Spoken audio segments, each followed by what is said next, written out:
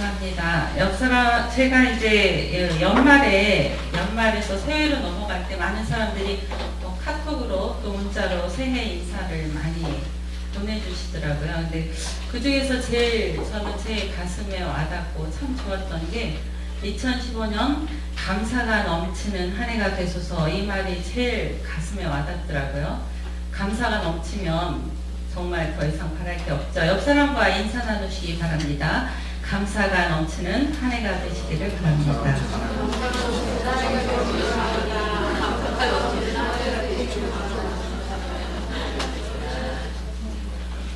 네, 또 인사 나누죠. 남의 짐을 나누어지는 한 해가 됩시다.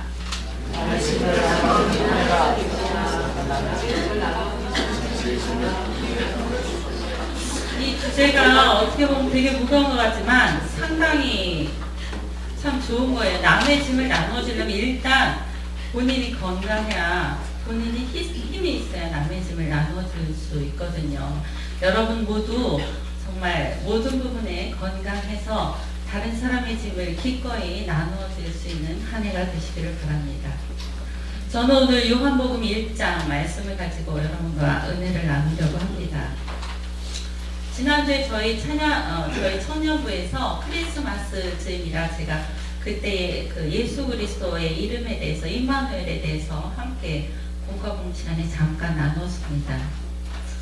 저는 제 이름이 옛날에 되게 마음에 들지 않았어요. 혜정, 뭔가 이렇게. 그 당시에 제 학년에 들어가면 꼭 저희 반에 저와 똑같은 아이들 이름이 한 2명 정도는 있었고, 이름이 이렇게 뭔가 좀 해벌레한 것 같고, 그래서 좀 마음에 들지 않더라고요. 근데 중학교 때 어떤 친구 이름이 해석, 이런 친구가 있었어요. 아주 깔끔하게 생겼는데, 그 이름이 그렇게 멋있어 보이더라고요.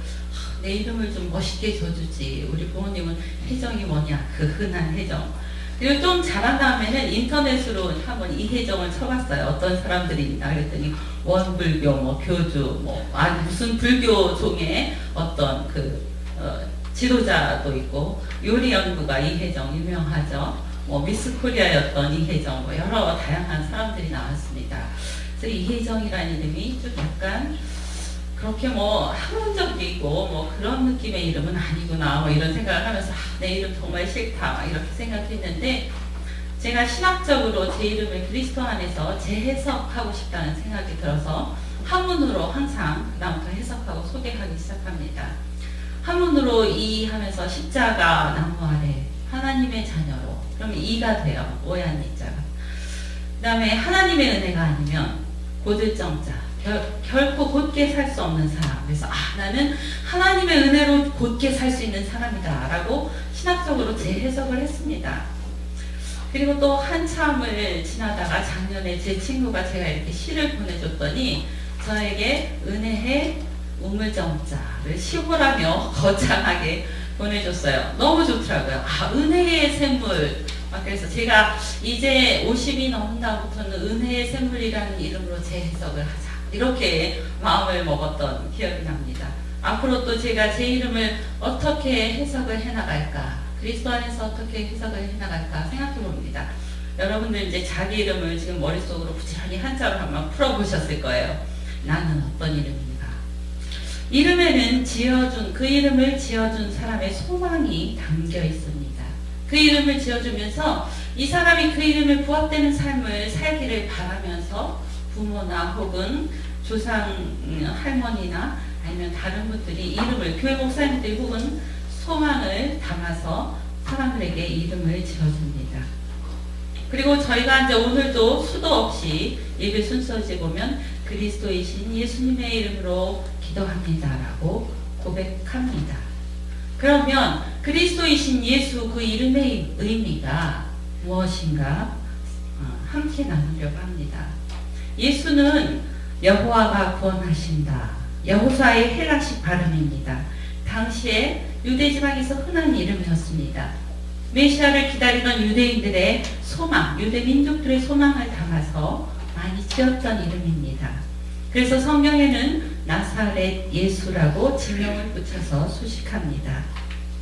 요한복음 1장 12절 오늘 본문 읽은 말씀 중에 12절에 보면 그 이름을 영접하고 믿는 자들에게는 하나님의 자녀가 되는 권세를 주겠다고 기록되어 있습니다.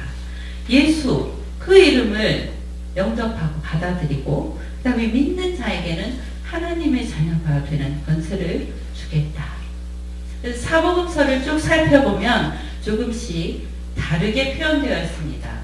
한번 찬양대가 마태복음 1장 21절에서 23절을 제가 주보 11쪽에 실어 놓았어요. 찬양대가 아름다운 목소리로 마태복음서를 낭독해 주시기 바랍니다. 시작. 하늘을 나으리니 이름을 예수라 하라. 이는 그가 자기 백성을 그들의 죄에서 구원할 자이십니다. 보라, 처녀가 잉태하여 아들을 낳을 것이요 그의 이름은 임마누엘이라 하리라 하셨으니 이를 번역한즉 하나님이 우리와 함께 계시다 하리라. 네, 이름을 예수라고 이렇게 지어주셨어요. 하나님께서 지어주시면서 이 예수는 우리를 죄에서 구원하실 구원자, 그리고 또 하나 또 한 예명을 또 주어주시는 거예요. 임마누엘, 너희와 우리와 하나님이 함께 하신다라고 지어주셨어요. 마가복음에는 또 이렇게 기록되어 있어요. 마가복음 1장 1절 패기 있게 읽어주시기 바랍니다. 시작. 청년 나와요. 다시 한번 읽어주세요. 시작. 하나님의 아들 예수 그리스도의 복음의 시작이라. 마가복음은 예수는 하나님의 아들이다, 그 다음에 복음의 시작이다 라고 선포합니다. 누가복음 1장 31절에서 33절까지는 어떻게 표현되어 있나 이제 남반이 한번 읽어줘 보실까요? 보라, 처녀가 잉태하여 아들을 낳으리니 그 이름을 예수하라. 그가 큰 자가 되고 지극히 높으신 이의 아니라 걸어질 것이요 주 하나님께서 그 사람 다윗의 왕위를 그에게 주시니 영원히 야곱의 집을 왕으로 다스리실 것이며 그 나라가 무궁하리라. 예, 이 누가복음에서는 높으신 이의 아들, 그다음에 다윗의 그 자손으로 다윗 유대인의 왕이라고 표현합니다. 높으신 이의 아들이라고 표현하죠. 요한복음 오늘 17절, 1장 17절, 18절은 한번 여반이 읽어줘 보세요. 시작. 태초에 말씀이 계시니라. 이 말씀이 하나님과 함께 계셨으니 이 말씀은 곧 하나님이시라. 율법은 모세로 말미암아 주어진 것이요 은혜와 진리는 예수 그리스도로 말미암아 온 것이다.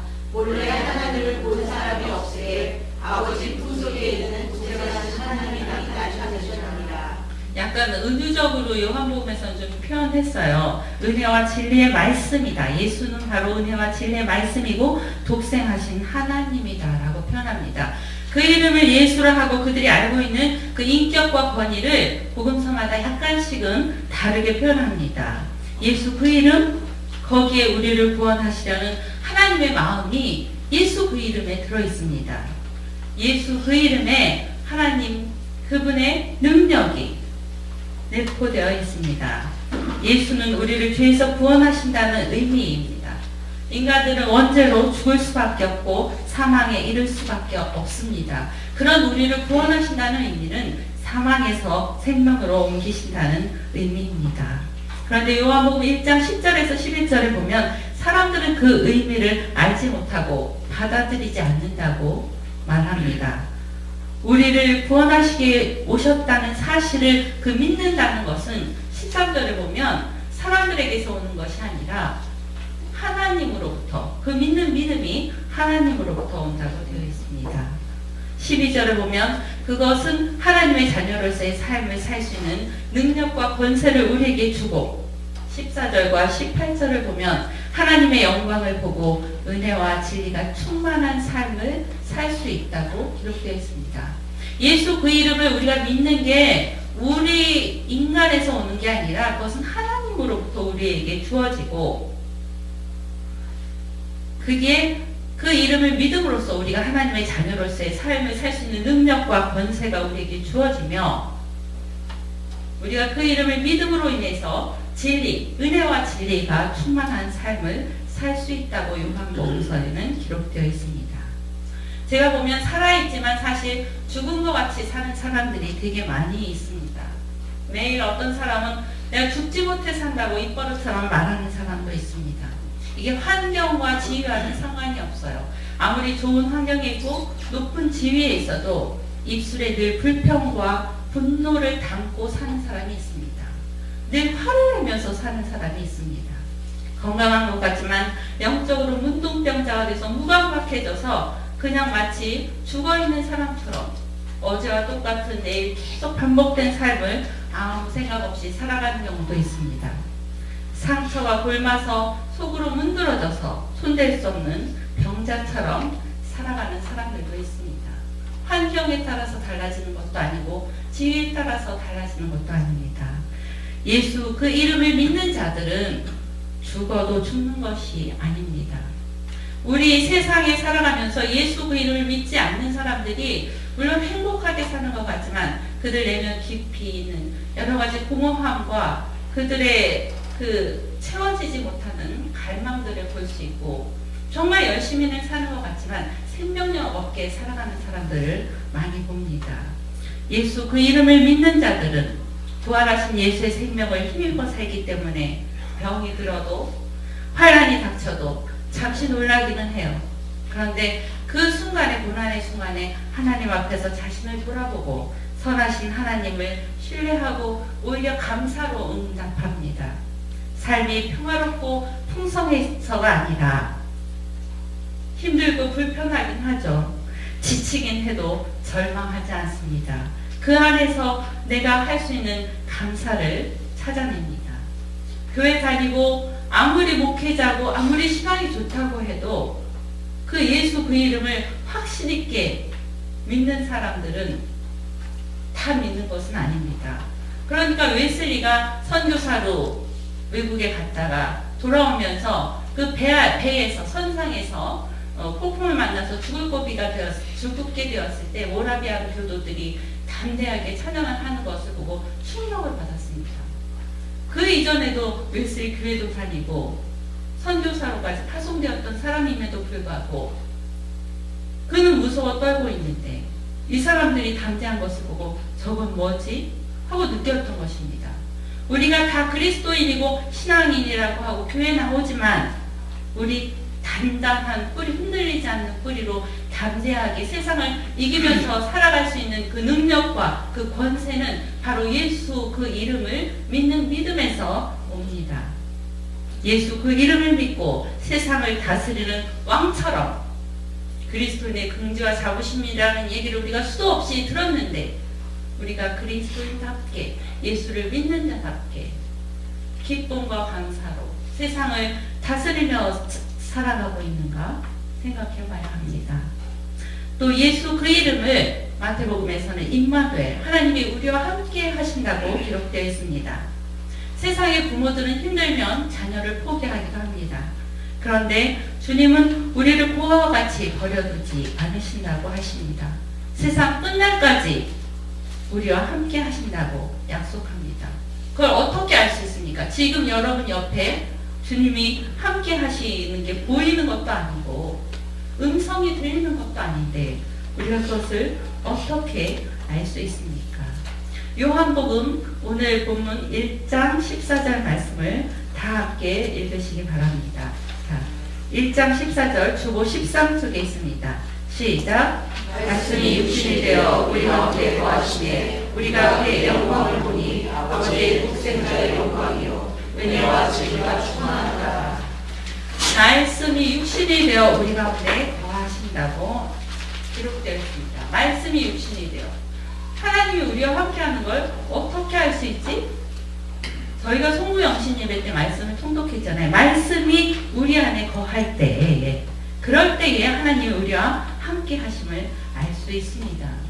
말씀 가운데 거하면 주님과 동행합니다. 말씀 가운데 거하면 주님과 동행하고 주님의 이름으로 무엇이든지 구하면 하나님께서 행하십니다.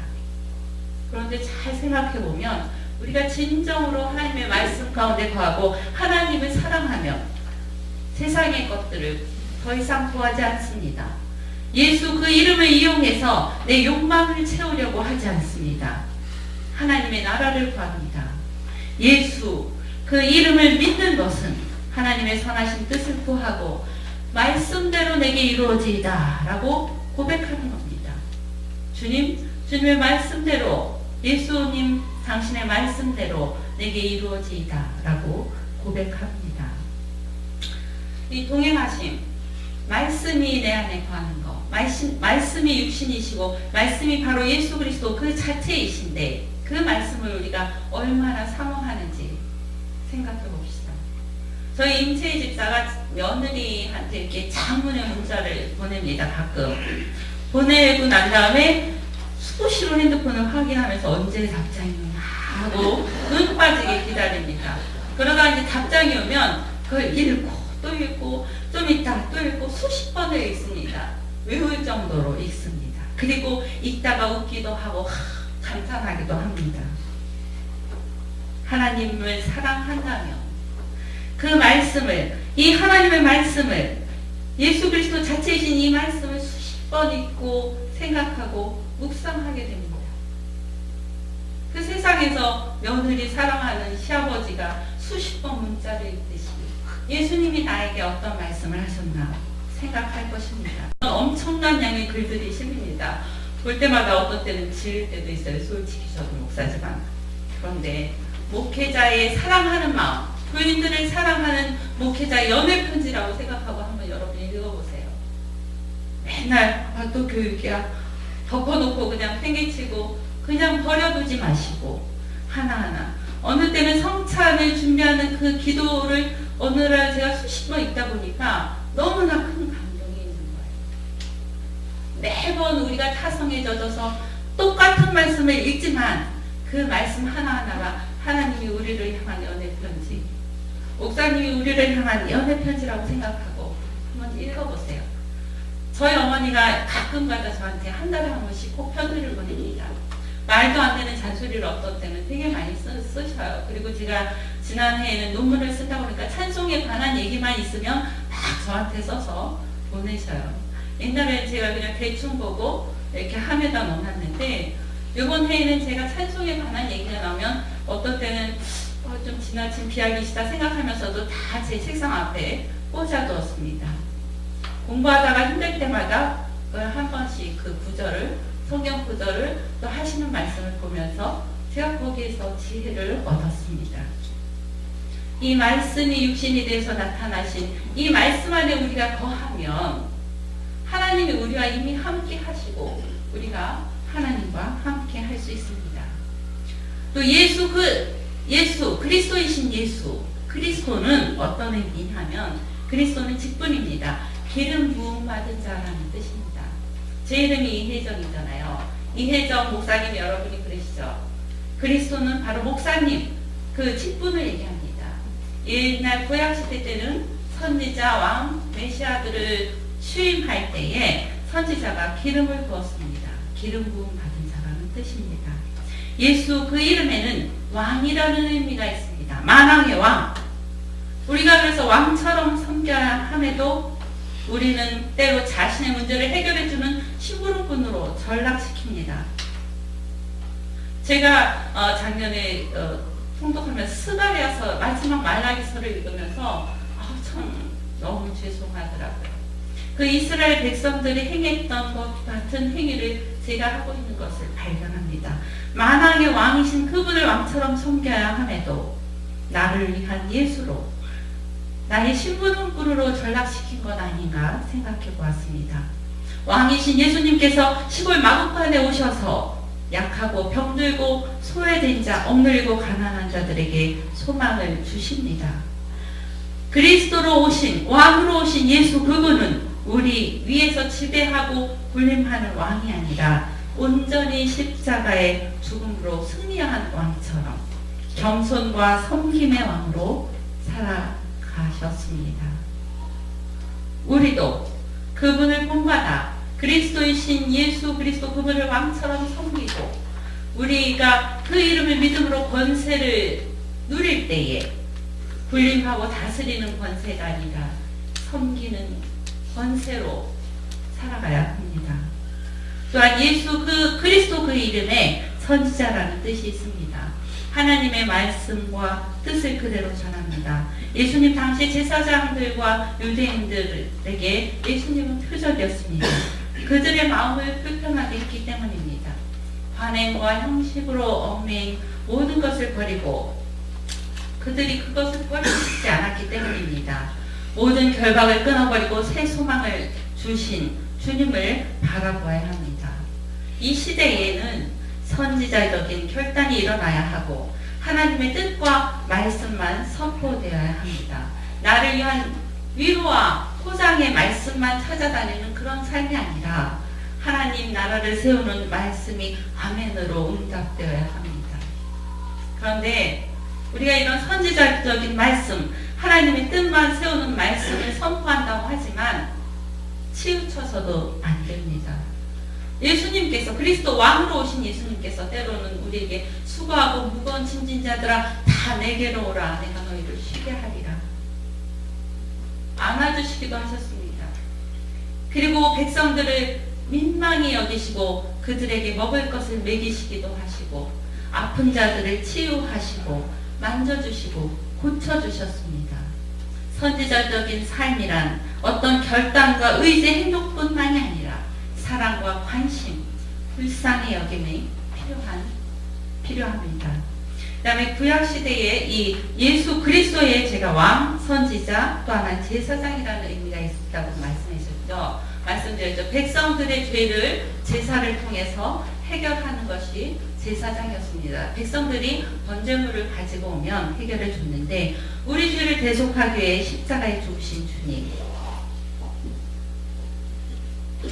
그런 의미입니다. 제사장으로 대제사장으로 오신 예수님, 그 예수님을 본받아서 우리 또한 다른 사람의 죄를 짊어지고 기도해 주어야 합니다. 가족, 이웃, 친지를 위해 나를 하나님 앞에 제물로 드리는 예수 그리스도를 본받아 제물로 드리는 결단의 기도가 드려져야 합니다. 그것이 그리스도 예수 이름을 믿는 사람들의 삶입니다. 예수 그리스도, 그리스도이신 예수, 그 이름의 의미를 살펴보았어요. 우리를 죄에서 구원하신 분, 우리와 함께 하시는 분, 그리스도이신 예수님, 그 예수님을 믿는다, 믿으라고 했는데 이 믿는다는 게 도대체 뭐냐? 저는 이 믿는다는 것은 무조건 신뢰하고 신뢰할 뿐만 아니라 그것을 넘어서 사랑하는 것을 말합니다. 묻지도 않고 따지지도 않고 받고 묻고 같죠. 이성적이고 합리적이라면 아직 온전히 믿고 사랑하는 게 아닙니다. 정말 사랑하면 상당히 비합리적으로 됩니다. 신뢰하면 굳이 따지지 않습니다. 며칠 전에 남편이 이제 은행 시간이 거의 끝나가는 무렵에 저에게 뭘 부탁을 하면서 은행에 다녀오라고 하더라고요. 시간이 끝났는데요. 그래도 한번 가봐라. 예. 왜 그래요? 왜 이걸 시켜? 물어보지 않아. 일단 신뢰하니까. 일단 나가니까 그 다음에 다 됐으니까 괜찮다라고. 신뢰하면 물어보지 않아요. 만약 여러분이 이종영 목사님을 사랑하고 신뢰하면 물어보지 않아요. 전화 오셔서 이것 좀 해주세요. 네, 그러지. 왜요? 그거는 이런데요 라고 하지 않죠. 정말로 사랑한다는 것은, 믿는다는 것은 신뢰하고 그것을 뛰어넘어서 사랑하는 것입니다. 저희 남편도 제가 무슨 말을 하면 그렇게 합리적으로 따지지 않아요. 어떤 때는 좀 바보 같아요. 이 사람 앞에서는 사람들이 좀 비합리적으로 된다는 생각, 자녀들에게도 마찬가지죠. 사랑하는 사람 앞에서는 비합리적이 됩니다. 이번에 이종영 목사님이 안식년을 선포하셨습니다. 다들 안식년이라고 해도 다 똑같이 나오시고 일할 거라는 다 기대감을 우리가 다 갖고 있기 때문에 아무도 별로 물어보지 않습니다. 그런데 안식년이라고 선포했을 때 우리들 마음속에 세상의 잣대로 매뉴얼대로 생각이 든다면 안식년? 1년 동안? 이런 식으로 합리적으로 이성적으로 생각이 든다면 사랑하는 게 아니에요. 신뢰하는 게 아닙니다. 30년 이상 이화교에 살아온 그 삶들을 여러분이 하나하나 한번 기억 속에서 끄집어내 보시길 바랍니다. 우리에게 어떤 고마웠던 순간을 잊어버리고, 감사했던 순간 잊어버리고, 감동받았던 순간 잊어버리고, 그런 거 잊어버리면 어느 날 나도 모르게 상식적으로 판단하고 합리적으로 생각해요. 그런데 그 지나온 삶들을 계속해서 더듬어서 생각해보고 끄집어내고 기억하면 그냥 신뢰할 수 있잖아요. 사랑할 수 있습니다. 이유가 있겠지. 마음껏 안식년을 누리시든지 뭐 맨날 나오시든지 알아서 하시겠지. 그렇게 생각하게 되죠. 예수 그리스도, 예수 그 이름을 믿는 자에게 하나님의 자녀가 되는 권세를 주셨다고 하는데, 예수 그리스도 그 이름을 믿는다는 것은 예수님 그 이름의 의미를 우리가 확실히 알고, 그 다음에 그분을 신뢰하고 사랑하고 합리적으로 따지는 것이 아니라 그 말씀에 그대로 순종하면서 말씀대로 내게 이루어지다라고 고백하는 데까지 나아가는 것이 예수 그 이름을 믿고 하나님의 자녀가 되는 권세를 누리면서 살아가는 것입니다. 이번 한 해에 여러분들이 정말 예수 그 이름의 의미를 느끼고 이 말씀 가운데 거하면서 그리스도이신 예수님을 본받아서 그분을 신뢰하고 사랑하며 하나님의 자녀가 되는 권세를 누리가 되시기를 바랍니다.